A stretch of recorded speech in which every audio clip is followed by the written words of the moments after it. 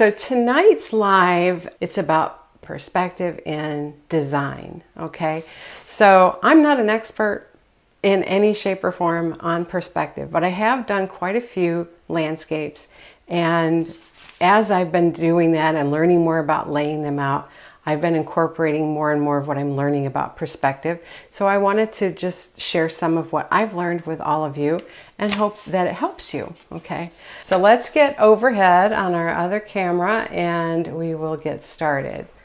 All right, so perspective is, there's lots of ways to address perspective, and there's some basic elements about it that you need to know, okay?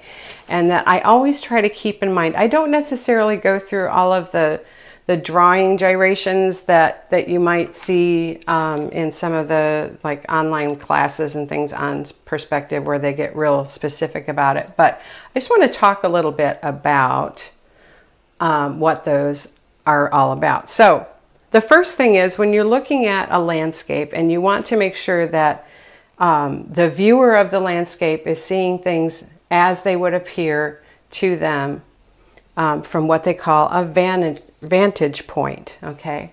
And so that's actually kind of where are you standing in terms or relationship to the elements in the design, okay? So if you look at this, I'm using this as an example. This is a class I recently taught again online to a private student, Miss Brenda. And this is a really good lesson in this because there's a couple of different vanishing points in this particular design. So the first thing you want to do is find your horizon line, all right? And a horizon line isn't necessarily the top of the land. The horizon line may be the horizon of your main subject, like where does it sit in relationship to other things. So in the case of this, the horizon really is kind of where do my buildings sit in terms of being straight in the horizon, okay? So I'm going to use some chalk and just kind of describe this to you as I go. So let's come down just a hair here. There we go.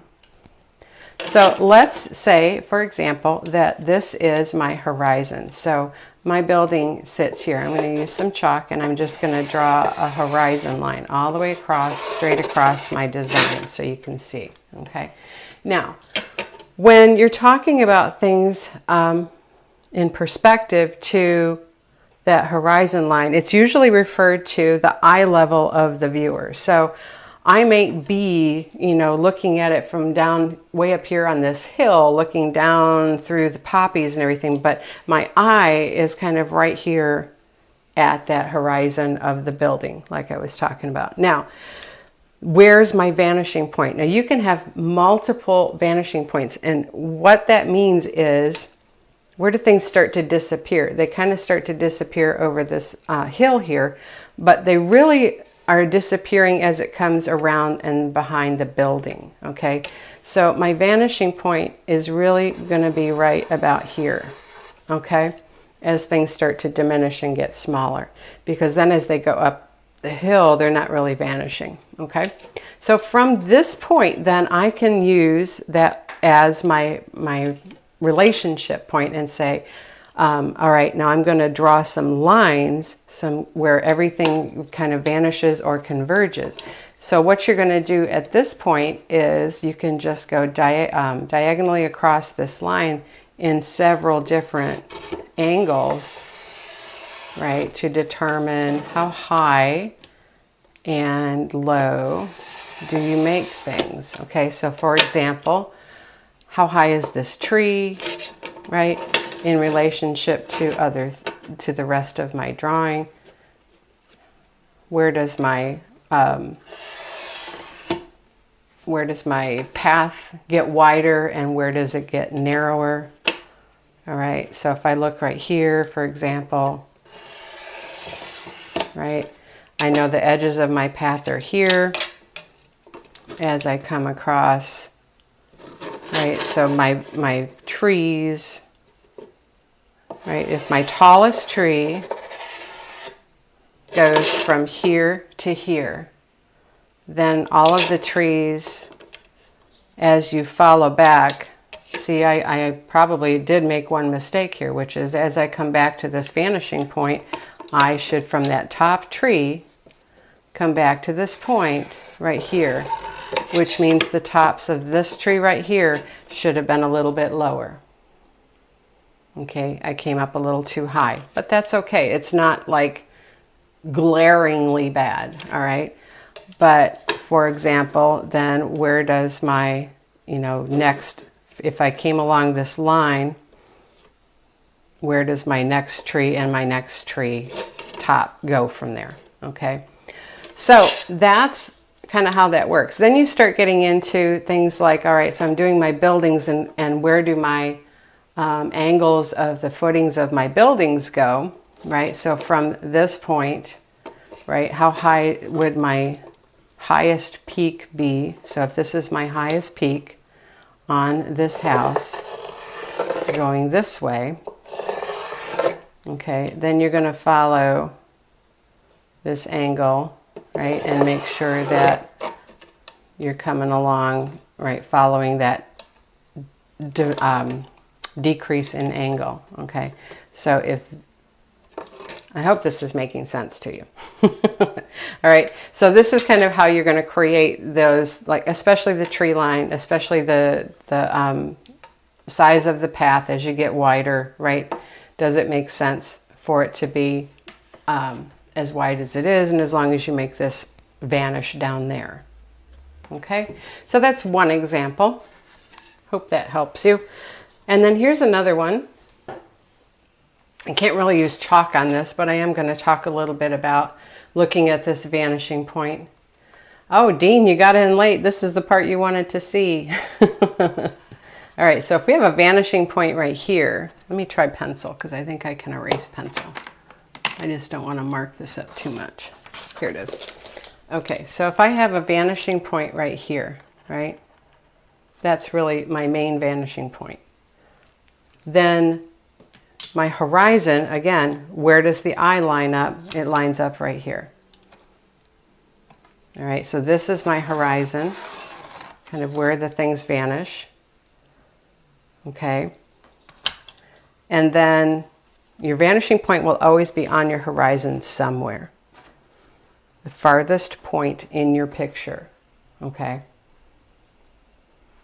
So if that's your vanishing point, then you have convergence or vanishing lines to draw the perspective from. So let's talk about this river, for example. You don't need it for everything, but if I wanted to say, okay, my river here is this big.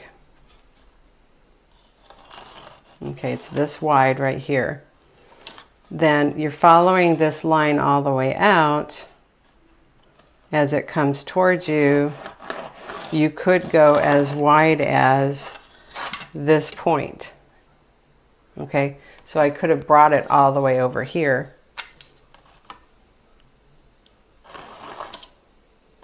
Depending on how big it is.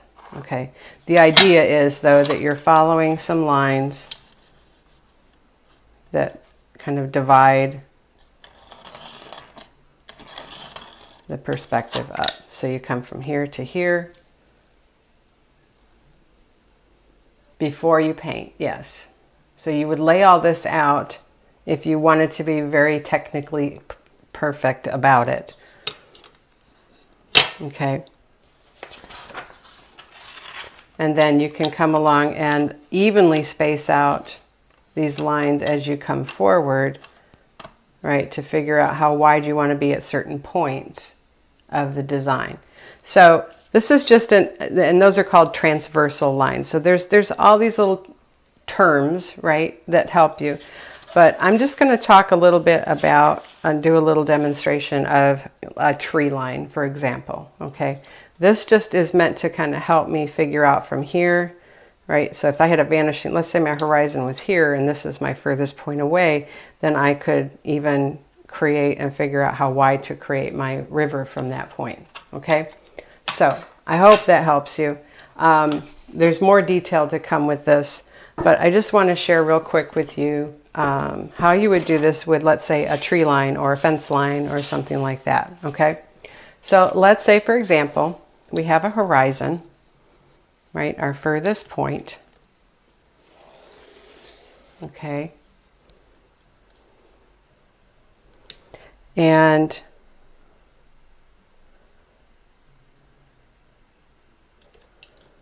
you're going to then slide down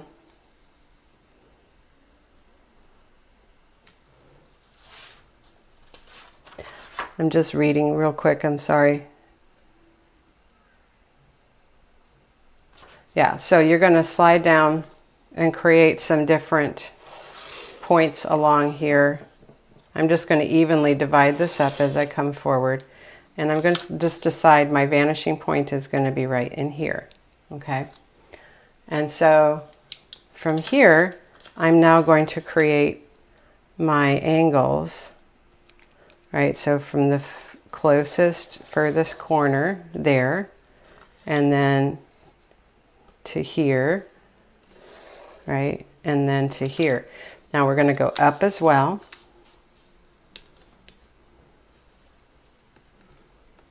So let's get about right here.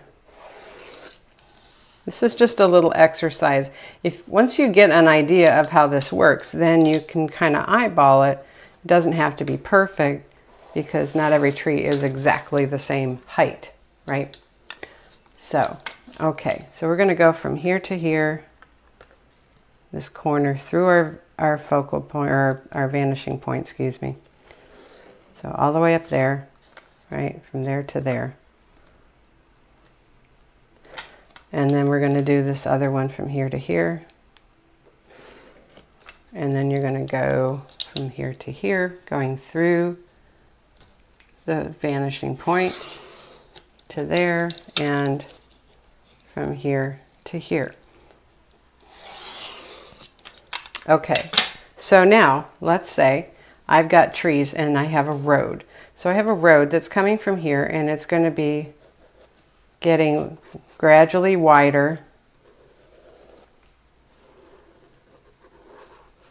right there. Okay, so this is my road, and along my road I have some trees. Okay, so let's say my first tree starts right here, and its height is going to go all the way up to here. Now as I make my way towards the vanishing point, I don't know if you can see this, let me make this a little bigger. There we go. Okay, now as I make my way to this vanishing point, my trees are going to slowly, gradually get shorter. So as I come down from here straight, I create my next trunk, and my next tree only comes up this high. Okay, following the same line, I'm going to create my next trunk. Now you're going to create these trunks smaller as you go, as well as your tree is going to be smaller, right?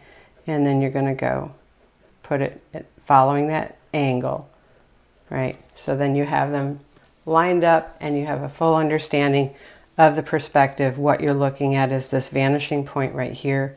You can even do a fence line that comes along. Let's say you have a fence line following the road. So this back fence post, for example, might be here. My next fence post, right, if this is my height line here, might be here, and then so on, right? You keep coming forward straight. Okay, it's a high fence. Maybe it should have gone to here instead. We'll shorten that fence. But this is how you can do that and see if you're kind of within your scope or if you're struggling. And then you also then have the diagonal lines to tell you exactly where your fence rails are going to go, what angle they're going to follow coming towards you in your